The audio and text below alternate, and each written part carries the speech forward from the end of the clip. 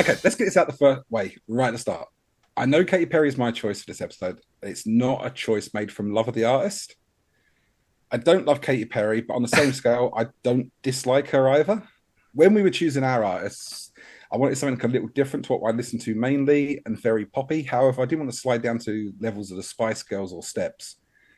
I mean, that would have been better, possibly. Really? Really? Yeah, do you think you've not Yeah. landed near there then? No, I don't think I have needed. Okay, well, we'll see.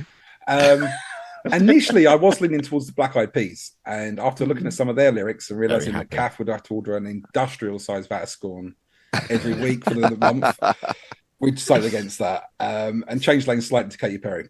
I think Katy sits nicely in the middle ground between pop rock and bubblegum pop. Mm-hmm. She's Yeah, I agree. almost comparable to both Taylor Swift and Pink on that Mm. scale. None of those artists are cheesy pop, but they're too catchy and sing-alongy to be much heavier than pop rock. Mm. Right now, she's finishing up a 2-year Las Vegas residency as she's announced a new album and world tour for 2024. So there's something God for help Cav us. to pre-order. So I thought let's go back to where Katy Perry officially started. Mm. If we must. They are. They are. I'm not getting the sarcasm. The sarcasm is waning. So two facts that leapt out to me in the researching of this, and we'll obviously be talking about lyrics as usual. So one of the boys was released in 2008 when she was about 24-ish, Mhm. and the other one was Teenage Dream in 2010 when she was about 26-ish. These are both relevant facts for what is to follow. So let's have a little bit of background about Katy Perry. Katy was born in October 1984 as Catherine Elizabeth Hudson and is known for her influence on modern pop music. At age 16, she released a gospel stroke Christian rock album self-titled Katy Hudson. A bit like Which Green was- Day. A bit like Green Day, aye. And it was commercially unsuccessful.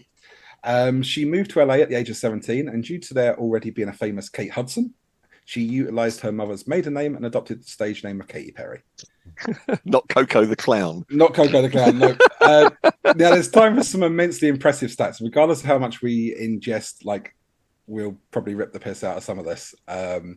These are they are still quite impressive. She is one of the best-selling music artists. Notice there isn't even the prefix of female before that statement. Mm-hmm. She's sold over 143 million records worldwide.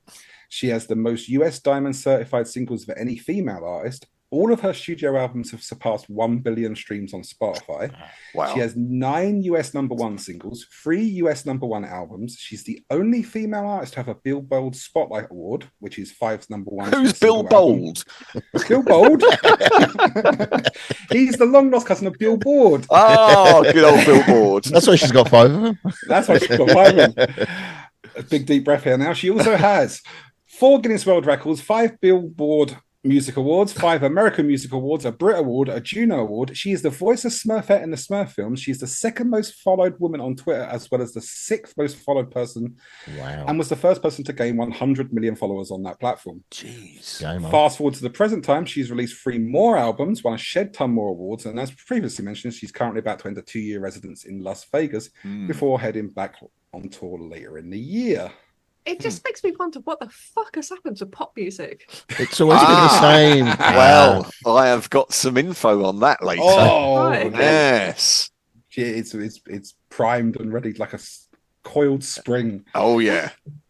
So, about one of the boys, it was officially Katy Perry's first album. She instantly rose to fame with One of the Boys. It was a bubblegum pop rock record, which contains her first single, I Kissed a Girl, to much controversy, and its follow-up, Hot and Cold. However, the song You're So Gay was actually released as an EP before then as a way to introduce her to the music industry. She did a lot of things you would expect the next big thing to do during this time, such as hosting MTV Awards, headlining First World Tours, collaborations with other artists, which are actually included in the Spotify version of this album, but we have disregarded for the sake of track matching. And there's loads of other things. You'd be here forever if you went through all the stats of that album. Was she on American Idol recently as Yeah. well or something? Yeah, she was one of the judges. hosts. Yeah. I think Okay. she's recently stepped down. Yeah, yeah.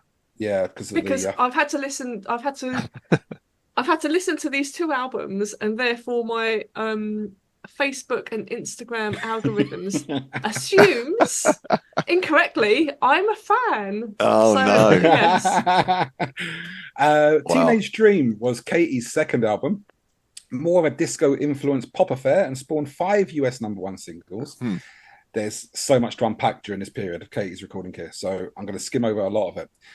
This would be a 5-hour show if we didn't. As an overview, the first 5 singles went to #1, with the 6th reaching #3. It sold over 6 million copies worldwide. It received mixed reviews from critics. There you go, Kath. You're not going to be in the minority.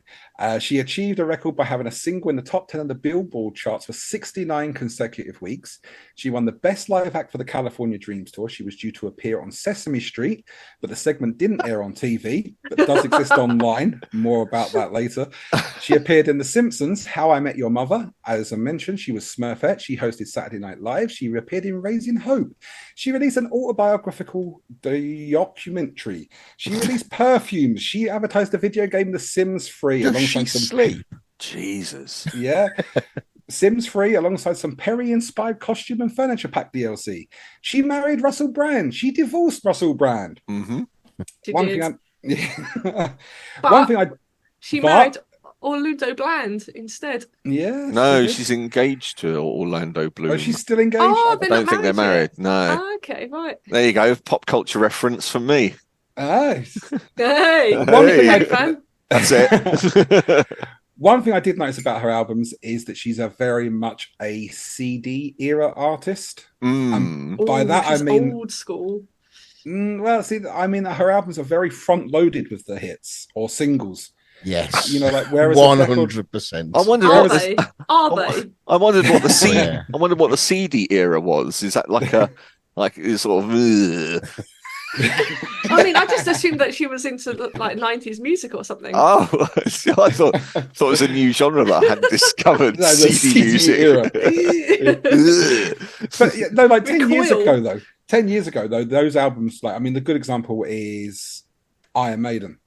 You know, like, if you look at their albums, they're very much a vinyl album. And it's like track 1 is a big song, big opener, maybe a single or 2 in the first 5 tracks. And then track 6 would be another big song and maybe another couple of singles, because that's when you flip the record over. Whereas like the CD era artists don't tend to have that. They tend to front load their albums with all of their what's going to make them the money. Yeah. And you get a lot of filler and collaborations it's because singles sell. So you put all your singles at the front of the album so people actually have a chance to have played it through. Because playing through an album is now, it doesn't happen so much. But I think also in the case of bands such as Iron Maiden, their albums were intended to tell a story. So the tracks were they were chosen in a very particular order in order to tell a story. The whole album sets the scene of what's going on. Whereas Katy Perry, frustrated love song, frustrated love song, frustrated love song. Yeah, well, that's just bubblegum pop all over. There's no story to them. That's what it is. Yeah. Which leads me to a big question. The whole premise of pop music. I mean, there are exceptions, but 99% of what pop music is all about love. And I just wonder why that is the case. Why is that the thing that sells? Easy but why is that easy to sell? Well, because that's what people can relate to the most, I guess. Yeah, and there's us, and we are at the end of the day. You might not want to hear it, but we're all snobs in this room here. Oh, yeah, and at the end of the day, she's just all the marketing team behind her, just basically doing what they're paid to do. They're paid to sell records, and you can tell by later on when we get into it, the some of the songs are just blatant cash grabs and nothing else in there. But absolutely. At the end of the day, she's making the bank. Yeah. Who are we to go? Oh no. We can be critical. When you're saying like when she's released perfume, she's advertised video games. She's released DLC for video games, and Has she? Yeah, that's The Sims. The Sims 3. There was like Katy Perry themed furniture. Oh, I like The Sims. Yeah, I mean, there's a quote that I've mentioned from Lemmy before, who said that the concept of selling out, he's not there to, he's there to make a living and make money. So, selling out and getting a record deal is one thing, but then producing absolute lighters in the air cheese fests. You know, when does the music end and just the marketing begin? So yeah, you know, definitely, yeah. I mean, that's if you want to be an artist with integrity or not. But what is integrity? Yeah, exactly. Yeah, I mean, it's like Justin Hawkins has also said the similar sort of thing. It's like he doesn't like a lot of the things that he's released. But me neither. It pays the bills. Yeah, it's true. And we'll come back to Justin Hawkins in a bit.